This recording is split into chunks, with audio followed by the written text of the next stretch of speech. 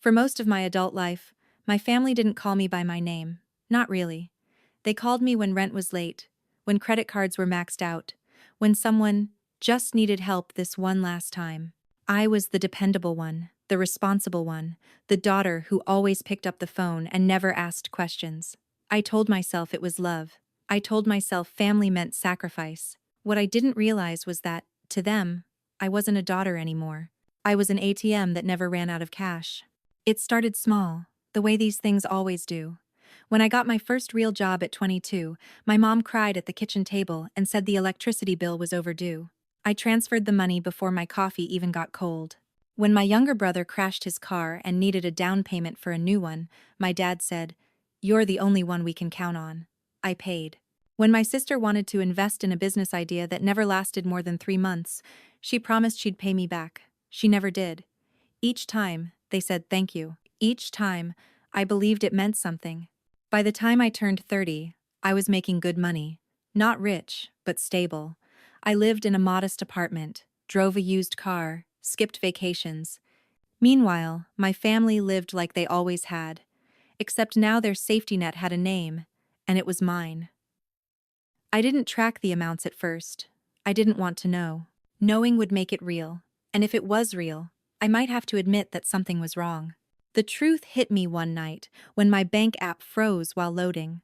I was standing in the grocery store line, embarrassed, heart racing, thinking my card had been declined. When it finally refreshed, I saw the balance and felt my stomach drop. I had just been paid 3 days earlier. I hadn't spent anything significant. And yet, somehow, my account looked like it had been quietly bleeding for years. That was the first time I went home and opened a spreadsheet. I told myself I was just being responsible. I told myself I wasn't angry. That was a lie. The numbers didn't scream, they whispered. And somehow, that made it worse. Month after month, transfer after transfer, labeled temporary, emergency, loan. When I added it all up, my hands started shaking. It was more than a car, more than a down payment on a house. It was years of my life, quietly rerouted into everyone else's comfort. I stared at the total until the screen blurred, then laughed out loud in my empty apartment, because if I didn't laugh, I was going to break something. The next morning, my mom called. She always called in the morning, voice soft, already tired, already prepared. "Honey," she said, "your father's credit card got declined. It's probably a mistake, but could you just send a little money so we don't have to stress?" I looked at the spreadsheet again. I looked at my own bills, my own dreams sitting untouched in the corner of my life. I opened my mouth to say yes. The word lived there, ready. It always did. Instead, I heard myself ask a question I had never asked before. "What did you spend it on?" "It's 7 os." There was a pause, just a beat too long. Then she sighed, like I'd wounded her. "Why does it matter? We're family." I apologized immediately. That was my reflex. I sent the money. After I hung up, I sat on the edge of my bed and realized something terrifying. They weren't surprised, I asked. They were surprised I hesitated. To them, my money already belonged to them. I was just the delivery system. From that day on, I started paying attention. Not just to the requests, but to the tone. The entitlement wrapped in affection. The guilt disguised as concern. "You're doing so well. We wouldn't ask if we had another option. One day, when you need us, we'll be there." I noticed how quickly gratitude turned into expectation, how "thank you" quietly disappeared, replaced by "when can you send it?" Everyone. My breaking point didn't come from a big betrayal. It came from a small one. My sister posted photos online from a weekend getaway, smiling, cocktails in hand, captioned, "Self-care weekend." That same weekend, she had texted me saying she couldn't make rent. I stared at the photos longer than I should have. I zoomed in on the hotel logo behind her. I looked it up. It wasn't cheap. That night, she called, laughing, already talking fast. "Hey, can you send the money tonight?" The landlord's being a jerk. Actions. Something inside me went quiet. Not angry, not loud, just clear. I asked her if the trip was refundable. She went silent, then defensive, then furious. She said I was judging her. She said I had changed. She said money had made me selfish. I almost believed her. Almost. But then she added, "You owe us. We're your family." And in that moment, the word "owe" echoed in my head like an alarm. That was when I understood the role I had been playing. I wasn't the helper. I was the solution. And solutions aren't thanked. They're used until they stop working. I didn't confront anyone. Not yet. I didn't announce boundaries or deliver speeches. I did something much quieter. That night, after the call, I logged into my bank account and looked at the list of people who had access to my money. Automatic transfers, saved payment methods, shared cards. It felt like walking through my own house and realizing how many doors I'd left unlocked. My hands hovered over the keyboard. I told myself I was just looking, just thinking. But deep down, I knew something had shifted. For the first time in years, I didn't feel like sending money would make things better. I felt like it would erase me completely. And I realized something else, something even harder to admit. If I didn't change something soon, there would be nothing left of me to save. That was the night I decided to change the password, not just to my bank account, to my entire life. I didn't announce the change. I didn't call a family meeting or send a dramatic text. I simply stopped making it easy. I removed the saved payment methods, canceled the automatic transfers, changed my banking password, and turned off instant notifications for everyone except myself. It felt almost anticlimactic, like flipping a light switch and realizing how loud the room had been before. I went to bed that night expecting to feel guilty. Instead, I slept deeper than I had in years. The first call came the next afternoon. It was my dad. He never called unless something was wrong, or he needed something. His voice was calm, too calm, the way it gets when he's trying to sound reasonable. He said there must be a technical issue because the transfer didn't go through. He laughed lightly, like we were sharing a joke. I told him there wasn't a problem with the bank. There was a pause. Then he said, "So you're telling me you just decided not to help us anymore?" I chose my words carefully, my heart pounding harder than I wanted him to hear. I said I needed to slow down. I said I had my own expenses. I said I couldn't keep covering everything. He sighed, long and heavy, and told me how disappointed he was. He reminded me of all the sacrifices they made raising me, of the nights they stayed up worrying, of the times they went without so I could have more.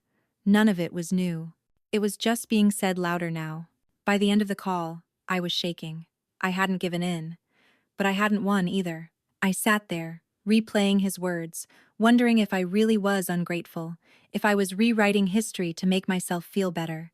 That doubt was familiar. It was how they kept me in place for so long. But something had changed. This time, I didn't open my bank app afterward. I didn't fix the discomfort with money. 2 days later, my mom showed up at my apartment unannounced. She stood in the doorway with that same tired smile, holding a bag of groceries like a peace offering. She talked about the weather, about a neighbor I barely remembered, about nothing at all. Then, casually, she mentioned how stressful things had been since I'd pulled back. She said my brother was anxious, my sister was overwhelmed, my dad wasn't sleeping well. She looked at me and said, "We just don't understand why you're doing this to us." Tensev. That sentence hit harder than any accusation. Doing this to us. As if my choice to stop bleeding was an attack. I told her I wasn't doing anything to them. I was just taking care of myself. She nodded, but her eyes filled with tears. "I thought we raised you better than that," she whispered. The silence that followed was heavy, designed to be. I felt the old instinct rise up, the need to soothe, to apologize, to restore balance. Instead, I let the silence sit. She left without asking directly for money, which almost made it worse. That night, my phone exploded with messages. My sister accused me of abandoning the family. My brother said I was being dramatic and selfish. An aunt I hadn't spoken to in years sent a long text about loyalty and respect. It was like a switch had flipped, and suddenly everyone had an opinion about my finances. I realized then how far the story had traveled without me. Somewhere along the way, they had all agreed that my money was communal property. I started noticing how often the narrative changed depending on who was talking. With my dad, it was duty. With my mom, it was love. With my siblings, it was fairness. Each version made me the villain in a different way. I was either cold, greedy, or arrogant. No one asked how much I'd already given. No one asked how I was doing. The only thing that mattered was that the system had stopped working. A week later, my sister called again, this time crying. Real tears, or at least very convincing ones.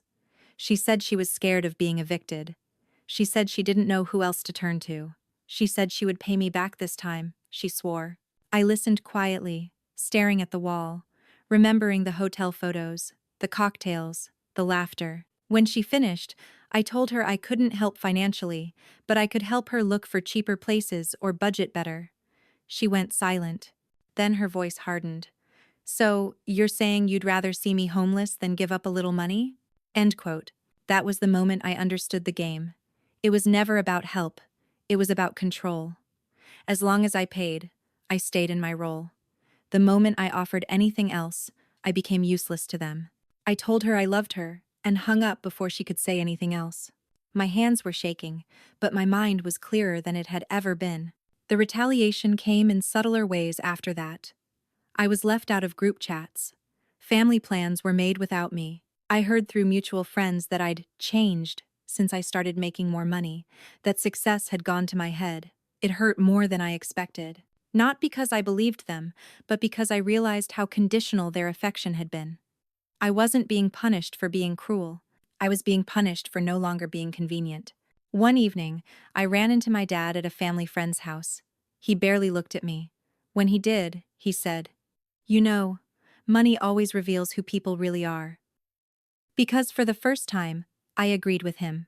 Money had revealed everything. It had shown me how quickly love turned into leverage, how generosity turned into obligation, how easily my worth had been reduced to a number on a screen. That night, I went home and opened my spreadsheet again. I didn't do it to punish myself. I did it to remind myself why I was doing this. The total hadn't changed, but my perspective had. That money wasn't just gone. It had bought me a very expensive lesson, and I was done paying tuition. I didn't know what the next step would look like. I only knew this wasn't the end. My family wasn't done pushing, and I wasn't done changing. They thought this was a phase, a tantrum, something I'd get over once the guilt set in. They didn't realize that for the first time in my life, the guilt was finally quieter than my self-respect. And when that happens, there's no going back. They didn't call it a confrontation. They called it a family conversation. My mom texted and said everyone was worried about me, that they thought I might be burned out or going through something. She said it would mean a lot if I came over for dinner so we could talk like adults. The word adults made me laugh out loud in my car, but I went anyway. Part of me still hoped there was a version of this where they listened. The moment I walked in, I knew it was a setup. Everyone was there. My parents, my siblings, even my aunt. They were sitting in a loose circle like they'd rehearsed it. The room smelled like food no one had touched yet. My mom smiled too brightly and told me to sit. My dad closed the door behind me. That's when it hit me. This wasn't concern. This was an intervention. Just not the kind they pretended it was. They started gently, the way people do when they think they're being kind. My aunt said she remembered when I was a sweet kid who always wanted to help. My brother said he missed the old me. My mom said she didn't recognize me anymore. Each sentence sounded soft, but together they formed a wall. Not one of them asked how I felt. Not one of them asked why I'd stopped. They were all focused on the same thing, getting the system back online. Then, my dad took over. He said families don't keep score. He said money shouldn't come between people who love each other. He said my refusal to help was creating unnecessary stress for everyone. I listened quietly, hands folded, heart steady in a way that surprised me. When he finally paused, he looked at me expectantly, like he was waiting for me to apologize and promise to fix everything. Instead, I asked a question. I asked how much they thought I'd given them over the years. The room went quiet. My sister rolled her eyes. My dad said the exact number didn't matter. I nodded and said that was interesting, because it mattered a lot to me. I told them I'd added it up. I told them the total. I watched their faces change, one by one. Not shock, not guilt, discomfort. The kind that comes when a story is about to fall apart. My mom said I was exaggerating. My brother said I was counting things that didn't count. My sister said I'd offered, so it wasn't fair to throw it back in their faces now. That was when I realized something crucial. In their version of events, my generosity erased itself the moment it was given. It was never a gift. It was a baseline. Anything less than that was betrayal. They started talking over each other, voices rising, frustration leaking through the calm. Someone said I was punishing them. Someone else said I was trying to feel superior. My aunt said I was letting money poison my heart. I waited until the noise died down, then said something that changed the temperature of the room completely. I said I wasn't cutting them off. I was just cutting off unlimited access. I said I was still their daughter, their sister. I just wasn't their bank anymore. That's when the masks dropped. My dad slammed his hand on the table and said if I could live so comfortably while they struggled, then I clearly didn't care about family. My sister accused me of hoarding money like it made me better than everyone else. My brother laughed and said I'd regret this when I needed them someday. The words came fast and sharp, stripped of the softness they'd started with. This was the real conversation, the one they'd been holding back. I felt something strange in that moment. Not fear, not sadness, relief, because now I could see it clearly. The love they were fighting for wasn't me. It was what I provided. I stood up slowly and told them I wasn't here to negotiate my worth. I said I'd helped for years without conditions, and all I'd asked for now was respect. If that made me the villain in their story, then so be it. My mom cried then, loudly, dramatically. She said she didn't raise me to abandon my family. I told her she raised me to survive, to work hard, to stand on my own feet. I said that's exactly what I was doing. My dad told me to sit back down. I didn't. I grabbed my coat and walked toward the door. No one stopped me. No one apologized. They just watched, stunned, like I'd broken an unspoken rule. The aftermath was brutal. The story they told everyone else was swift and strategic. I heard I'd become cold. I heard I was obsessed with money. I heard I thought I was better than them now. People I barely knew started treating me differently. Some avoided me. Others gave me looks filled with judgment. It hurt, but it also confirmed something important. The narrative had never included my side, because my side threatened their comfort. I stopped explaining myself after that. I stopped defending my choices. I let the silence do the work. Every time someone hinted that I should just help a little, I said no calmly and changed the subject. Every time a crisis appeared out of nowhere, I offered advice instead of cash. Most offers were rejected immediately. They didn't want solutions. They wanted access. One night, months later, I got a text from my dad that made my stomach twist. He said there was a serious emergency, and they needed my help immediately. No details, just urgency. The old version of me would have sent money before asking a single question. This time, I asked what was wrong. 10 minutes passed, then 20. Finally, he replied and said never mind, they figured something out. That was when it truly sank in. The emergencies weren't emergencies, they were tests. And I had finally started failing them. I went to bed that night with a strange sense of peace. The kind that comes not from things being easy, but from things being honest. I knew there would be consequences. I knew this story wasn't over yet. People don't give up a resource like that quietly. But I also knew something else, something I'd never known before. I was no longer afraid of what would happen if I stopped paying. Because I already had. The real emergency came on a Tuesday. Not wrapped in drama, not announced with anger.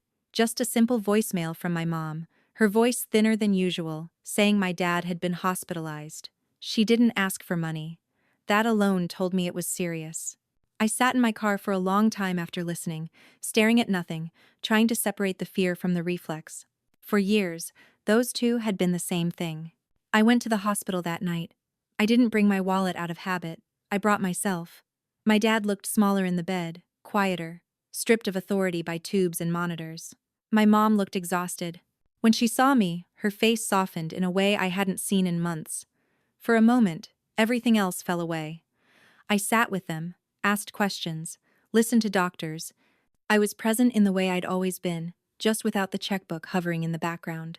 The shift happened the next morning. I arrived early, coffee in hand, and found my siblings whispering near the window. When they saw me, they stopped. My sister hugged me too tightly and said how glad she was I'd come. My brother said this was a chance for us to be a real family again. The words sounded warm, but something underneath them felt familiar, predictable. I waited. It didn't take long.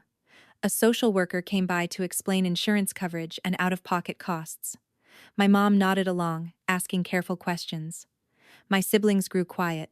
When the woman left, the room filled with an unspoken expectation so thick I could feel it on my skin.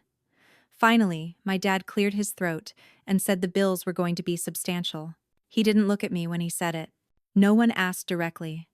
They never do at first. My sister talked about how hard things had been financially. My brother said he'd just started getting back on his feet. My mom said she didn't know how they were going to manage. Then she looked at me and said, "But at least you're here." It was an opening, a test, an invitation to step back into my old role. I took a breath and said I could help in ways that didn't involve paying the bills. I could help with paperwork, with calls, with organizing care. The room went quiet. My sister's face tightened. My brother looked away. My mom's eyes filled with tears. Not from fear this time, but frustration. She said, "So even now, you're choosing money over family?" And accident of nose, that sentence landed differently than it would have before. It didn't knock the air out of me. It clarified things. I told her I wasn't choosing money. I was choosing a boundary. I told them I loved my dad, that I was scared, that I wanted him to get better. I also told them I wasn't going to take responsibility for costs I couldn't control or agree to. The words felt steady in my mouth. That's when the pressure turned sharp. My sister accused me of being heartless. My brother said this was exactly why people shouldn't let money change them. My dad, still weak, said quietly that he never thought his own daughter would turn her back on him like this. It hurt. Of course it did. But it also revealed something important. Even in a real crisis, the first instinct wasn't unity. It was entitlement. I stayed. I didn't storm out. I didn't yell. I sat there and let them be upset. I answered questions calmly. I repeated myself when needed. I didn't offer what I knew they wanted most. And slowly, something shifted. The anger lost its edge when it didn't get a reaction. The guilt trips fell flat when they didn't land. They realized, one by one, that this version of me wasn't going to break. Over the next few days, something unexpected happened. They figured it out. They talked to the insurance company.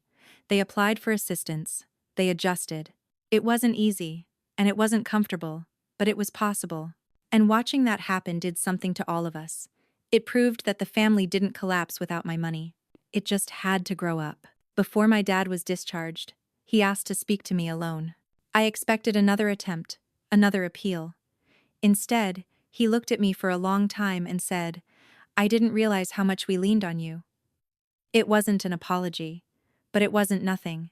I nodded and told him I'd always help where I could, just not at the cost of myself. He didn't argue. When I left the hospital that day, I felt lighter than I had in years. Not because everything was fixed, but because the truth had finally been allowed to exist. I could be a daughter without being a provider. I could care without being consumed. The role I'd been trapped in for so long was finally cracking. The calls didn't stop completely after that.